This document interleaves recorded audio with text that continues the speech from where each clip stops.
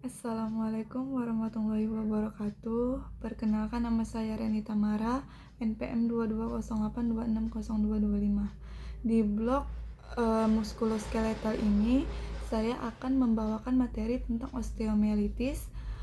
Untuk definisi dari osteomyelitis ini, dia itu adalah infeksi inflamasi pada tulang yang melibatkan korteks, medula, dan juga bisa meluas ke periosteum akibat dari invasi mikroorganisme terutama pada bakteri. Untuk etiologinya dia itu ada dua, ada karena bakteri dan juga jamur. Untuk bakteri contohnya itu ada Staphylococcus aureus, dia ini yang paling sering. Lalu ada Pseudomonas aeruginosa dan juga Salmonella spp. Sedangkan untuk yang jamur, dia itu contohnya kayak seperti Candida spp, Aspergillus spp, dan juga Coccidioides immitis. Untuk faktor risikonya dia itu bisa karena diabetes mellitus, penyakit vaskular perifer, gangguan imun seperti HIV, kanker, obat imunosupresif, dan juga patah tulang terbuka ataupun operasi tulang, dan juga bisa karena infeksi pada kulitnya. Untuk klasifikasinya dia itu ada dua, ada berdasarkan waktu dan juga berdasarkan jalur infeksi. Untuk yang berdasarkan waktu, dia itu ada yang akut. Kalau akut itu dia kurang dari 2 minggu. Untuk yang subakut dia itu 2-6 minggu. Sedangkan untuk yang kronis dia itu lebih dari 6 minggu. Dia ini sering dengan sinus dan juga nekrosis pada tulang. Sedangkan untuk yang berdasarkan jalur infeksi, dia itu contohnya kayak hematogen, kontak langsung, dan juga inokulasi langsung. Untuk gejala dari osteomyelitis itu sendiri, dia itu seperti kayak nyeri lokal di tulang, terus kemerahan, bengkak, dan juga dia terasa hangat, sulit digerakkan terutama pada ekstremitas bawah. Dia juga bisa demam ataupun malaise, dan juga bisa fistula ataupun sinus. Nah, untuk pemeriksaannya kita itu bisa melakukan dari anamnesis. Kita tanyakan keluhan utamanya itu apa. Terus kita tanyakan juga onsetnya sudah berapa lama, lokasi nyerinya itu di mana. Terus dia itu kita tanyakan juga apakah dia itu ada demam dan juga menggigil. Terus kita tanyakan apakah dia itu ada riwayat luka, dan juga apakah dia itu ada riwayat infeksi sebelumnya.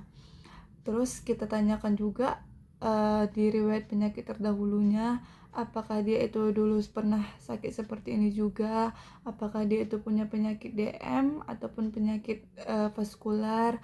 Terus kita tanyakan juga apakah dia itu ada terkena penyakit infeksi dulunya atau enggak.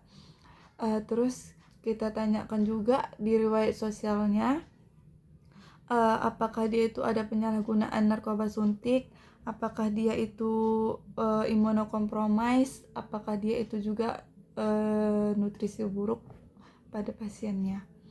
Sedangkan untuk pemeriksaan fisiknya, kita inspeksi, biasanya itu pasiennya mengalami pembengkakan, kemerahan, luka terbuka juga, terus sinus pada traktusnya. Sedangkan untuk palpasinya, dia itu biasanya nyeri tekan pada tulangnya, dia itu hangat lokal, dan juga fluktuasi kalau misalnya dia itu pasiennya ada abses. Untuk yang gerak sendinya itu biasanya itu gerakannya itu terbatas akibat nyeri dari osteomyelitisnya itu. Untuk tanda sistemiknya biasanya itu dia demam, takikardi, dan juga malaise. Terus untuk pemeriksaan lanjutannya, untuk pemeriksaan penunjangnya itu kita bisa lakukan pemeriksaan laboratorium, yaitu pemeriksaan darah rutin ataupun darah lengkap.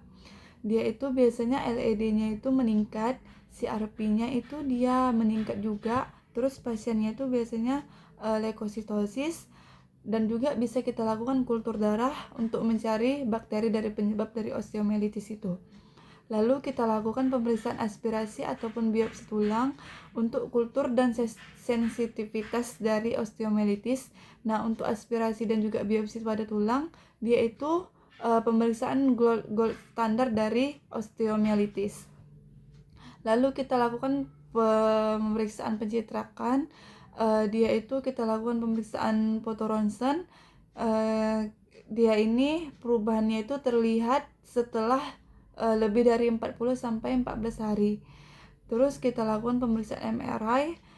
Dia itu paling sensitif untuk deteksi dini, terutama pada edem sumsum tulang. Lalu kita lakukan pemeriksaan CT scan, dia itu baik untuk evaluasi destruksi pada tulang. Lalu kita lakukan pemeriksaan bone scan ataupun scintigraphy untuk mendeteksi fokus infeksi pada multiple-nya. Lalu kita lanjutkan ke tata laksana dari osteomyelitis. Nah, untuk tata laksananya itu untuk tata laksana awal ataupun tata laksana yang paling umum pada osteomyelitis itu kita berikan terapi antibiotik. Nah, untuk terapi antibiotik itu dia itu terapi empiris diberikan segera setelah diagnosis klinisnya itu kuat, lalu disesuaikan dengan hasil dari kulturnya. Lalu contoh dari empiris itu dia itu kalau pada anak-anak dia itu nafsilin ataupun oxacillin ataupun juga cefazolin. Itu untuk yang Staphylococcus aureus yang sensitif. Kalau misalnya dia itu MRSA dicurigai, kita berikan vancomycin ataupun linezolid. Nah, lalu kita lakukan tata laksana drainase dan juga debridement pada bedahnya untuk mengeluarkan pus dan juga abses, lalu mengangkat jaringan nekrosis dan juga sequesterum pada tulang mati untuk mencegah infeksi persisten. Lalu kita lakukan tata laksana imobilisasi, kita istirahatkan tulangnya ataupun jaringan yang terkena untuk mengurangi nyeri dan juga mencegah penyebaran. Lalu kita lakukan tata laksana terapi pendukung, yaitu kita berikan terapi analgesik, contohnya itu NSAID. Lalu kita lakukan nutrisi yang baik untuk mendukung penyembuhannya. Lalu kita lakukan tata laksana kontrol penyakit penyerta seperti contohnya itu diabetes. Lalu kita lakukan tata laksana pemantauan untuk terapi lebih lanjut. Terus komplikasi dari osteomyelitis itu dia itu komplikasinya ada sepsis, ada fraktur patologis, deformitas pada tulang, fistula kronis, dan juga pasiennya itu bisa amputasi. Biasanya amputasi ini pada kasus yang berat. Nah, mungkin itu saja presentasi dari saya. Lebih dan kurangnya saya mohon maaf. Kepada Allah saya mohon ampun. Saya akhiri dengan wabillahi taufiq wal hidayah. Assalamualaikum warahmatullahi wabarakatuh.